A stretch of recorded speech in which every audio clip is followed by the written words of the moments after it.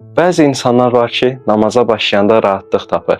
Bəzi insanlar isə namaza öz daxili ilə savaşırlar. Təkbir gətirəndən salam verənə qədər. Beynində yüzlərlə sual formalaşır. Düz dedim, Fatihədə səhv etdim, təşəhhüddə oxudummu, 3-cü rükətdəyəm, yoxsa 4-cü? Bir müddətdən sonra namaz ibadətdən çox yorğunluğa çevrilir. İnsan hər şeyi yenidən yoxlayır, təkrar edir və geri qayıdır. Və ən sonunda namaz 10 dəqiqə yox, 1 saat çəkir. Burada insanın bilmədiyi mühüm bir nöqtə var. Hər şəkkiyə etina etmək təqva deyil.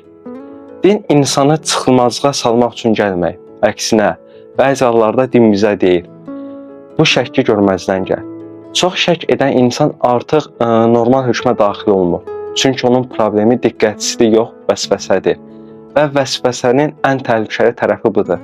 Sən ona nə qədər qulaq assan, o qədər də böyüyəcək. Şeytan bəzən insanı günahla yox, ibadətdə həddən artıq məşğul etməklə yorur.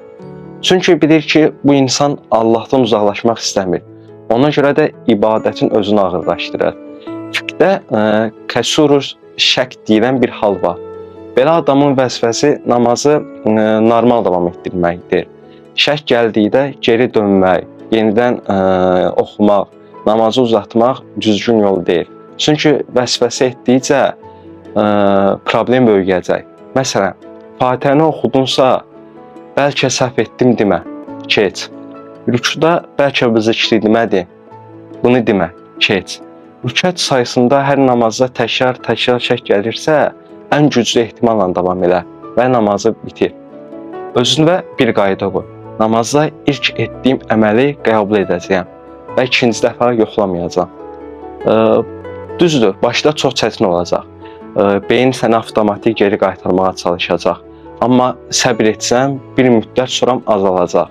Vəsvəsənin əlacı onu qidalandırmamaqdır. Bir şey unutma. Allah səndən mükəmməl tələffüz və ya stres içində ibadət istəmir. Allah səndən səmimi bir qayıdış istəyir. Bu qədər qorxmağın özü də namaza nə qədər dəyər verdiyini göstərir. Sadəcə artıq rahatlıqla qırmağa öyrənməlisən və bacarmalısan.